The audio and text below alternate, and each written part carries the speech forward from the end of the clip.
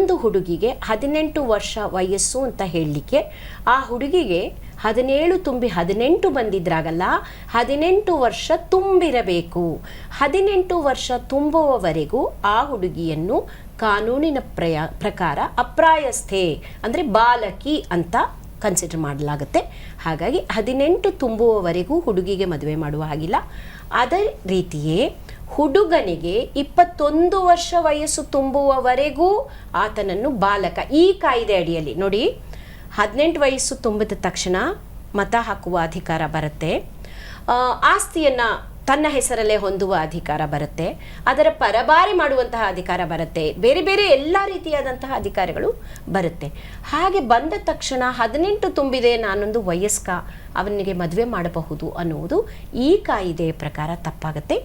ಹುಡುಗನಿಗೆ 21 ವರ್ಷ ವಯಸ್ಸು ತುಂಬುವವರೆಗೂ ಅವನನ್ನು ಬಾಲಕ ಅಂತ ಕನ್ಸಿಡರ್ ಮಾಡೋಕ್ಕಾಗತ್ತೆ. ಈ 18 ವರ್ಷದ ಒಳಗಿನ ಹುಡುಗಿಗೆ 21 ವರ್ಷದ ಒಳಗಿನ ಹುಡುಗನಿಗೆ ಮದುವೆ ಮಾಡುವುದು ಬಾಲ್ಯ ವಿವಾಹ. ಬಾಲ್ಯ ವಿವಾಹ ಅಂದ ತಕ್ಷಣ ಇಷ್ಟು ನಮ್ಮ ಮನಸ್ಸಿಗೆ ಬರುತ್ತೆ. ಆದರೆ ಈ ಕಾನೂನಿನ ಪ್ರಕಾರ ವಿವಾಹ ಮಾಡುವುದು ಮಾತ್ರವಲ್ಲ, ವಿವಾಹಕ್ಕಾಗಿ ಒಪ್ಪಂದ ಮಾಡಿಕೊಳ್ಳುವುದು ಅಂದರೆ ಎಂಗೇಜ್ಮೆಂಟ್, ನಮ್ಮ ಬಯಲು ಸೀಮೆ ಕಡೆ ವಿಳ್ಳೆಶಾಸ್ತ್ರ ಅಂತ ಹೇಳ್ತೀವಿ, ನಿಶ್ಚಿತಾರ್ಥ ಅಂತ ಹೇಳ್ತೀವಿ. ಈ ರೀತಿಯಾಗಿ ಮಾಡಿಕೊಳ್ಳುವುದು ಸಹ ಇದೇ ಕಾಯಿದೆ ಅಡಿಯಲ್ಲಿ ಶಿಕ್ಷಾರ್ಹ ಅಪರಾಧ ಆಗತ್ತೆ.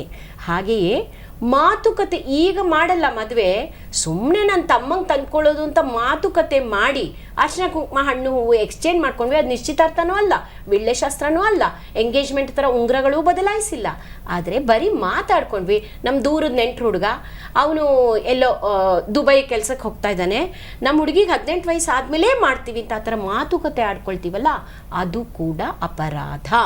ಈ ಕಾನೂನಿನ ಅಡಿಯಲ್ಲಿ ವಿವಾಹ ಮಾಡುವುದು, ವಿವಾಹ ಪೂರ್ವ ತಯಾರಿಗಳನ್ನು ಮಾಡಿಕೊಳ್ಳುವುದು ಅಪರಾಧ, ಮತ್ತು ವಿವಾಹದ ಬಗ್ಗೆ ಮಾತುಕತೆ ಆಡಿ ನಕ್ಕಿ ಅಂದರೆ ಕನ್ಫರ್ಮ್ ಮಾಡಿಕೊಳ್ಳುವುದು, ಖಚಿತಪಡಿಸಿಕೊಳ್ಳುವುದು ಸಂಬಂಧಗಳನ್ನು ಸಹ ಈ ಕಾನೂನಿನ ಅಡಿಯಲ್ಲಿ ಅಪರಾಧ ಅಂತ ಹೇಳಿ.